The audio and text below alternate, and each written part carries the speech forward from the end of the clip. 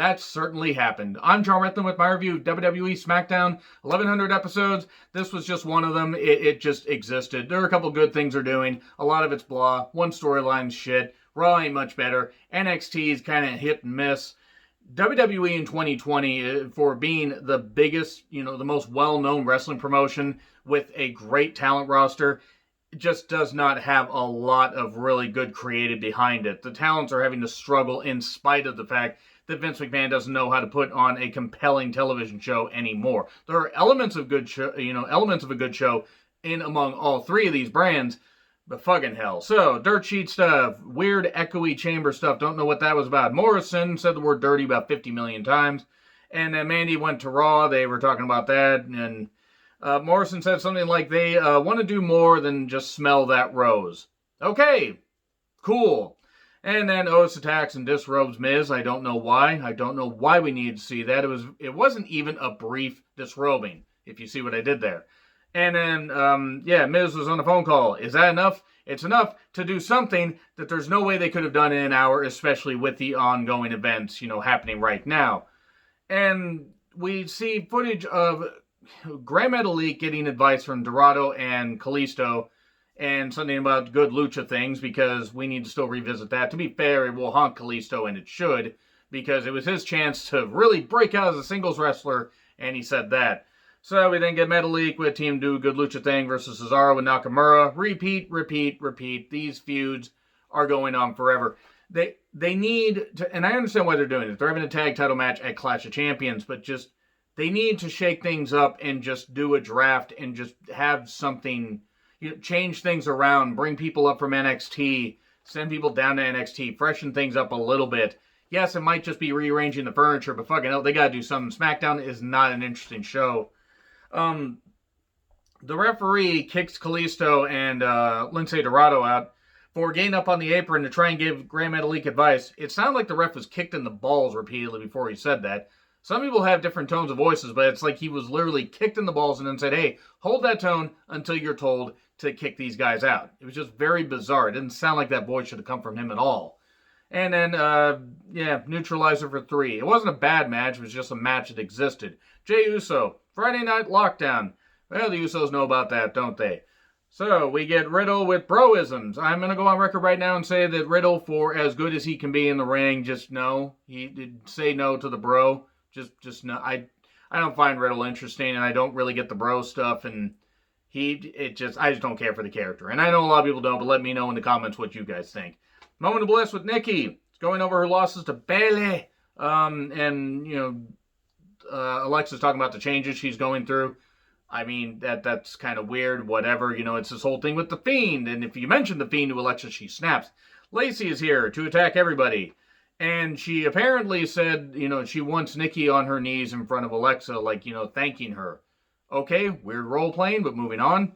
There was Nikki blew her nose on the handkerchief. So they are fighting over a used handkerchief, which is still better than fighting over shampoo, a Japanese shampoo commercial that didn't exist. If you know, you know. The match wasn't bad. We get hand sanitizer used in the beginning because, everybody's nasty. But it's not even hand sanitizer, you can find out later. The commentary was arguing among themselves because that's what draws fans' attention to the matches. Commentary arguing a ton. Alexa was also on commentary. Lacey was fisting Nikki while Alexa watched. And then we get a sanitizer facial, yet Nikki was fine. Her face wasn't burning or anything, so it was clearly water. What the actual shit was this? And it's the second most vicious facial I've seen on camera. Don't ask about the first. And some like twisting DDT off the ropes, or actually I thought it was going to be a slingshot suplex. Nope, she just twists her, and Nikki gets the victory, 1, 2, 3. And then Lacey mentions the Fiend, and suddenly, oh no, Alexa snaps and does this stuff and does the Fister Abigail to her. This would work in a horror movie. This is not a horror movie. This is a wrestling show or a sports entertainment show. This is not going to fucking work. I know she's a horror movie fan, and good for her. If people are happy, that's fine. I don't care for it. So, then we get Walt Disney's favorite voiceover guy talking about the Anawahi family. And it's a good video package. It's too bad that Jey Uso's probably going to lose in 5 minutes at the Clash. But I digress. We get Sasha in a neck brace. Cole then suddenly says, what are the extent of your injuries? Well, she's wearing a neck brace and has not been seen on TV in 2 weeks. Apparently Sasha and Bayley did everything together. Everything. Fanfic was being launched by the thousands right there. And she will take the title from her, and then suddenly Bayley shows up. And they send security out there. They send a midget and somebody's grandmother. No, not Dominic's grandmother. They send somebody else's grandmother and some other guy. What was that about? What kind of security was that at the Performance Center? Fucking ridiculous. Zayn versus Styles. Good enough match. Zayn's first match in a while on Smackdown, and was what it was. The action was pretty good. Sammy holds the tights. The ref catches it. Nope, you can't do that. And then AJ gets the dreaded roll-up 1, 2, 3 and holds the tights. And Sammy's upset. Then Jeff comes down, beats everybody up, gets a ladder, and walks under the ladder, and people are like, oh, that's bad luck. Jeff's done a lot worse shit. I'm just saying, he's walked under ladders for 20 years, which actually might explain a lot of the problems he's had. But he wants a ladder match at the Clash. 3-way ladder match. Cool. They might as well spice up that card, because they ain't spiced up right now. Otis got served with a lawsuit in an hour. In a fucking hour. That's a goddamn fast acting,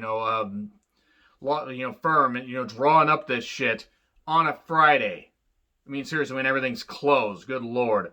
Otis says he hates the news, probably because he doesn't understand it. I'm going to go on record right now and say I hate the Otis character. I don't hate Otis the person. I hate the character. And then it's emotional distress, money in the bank negligence. He has to give up the briefcase in a week, or he gets taken to court. Good. This is what we need to see, is court talk.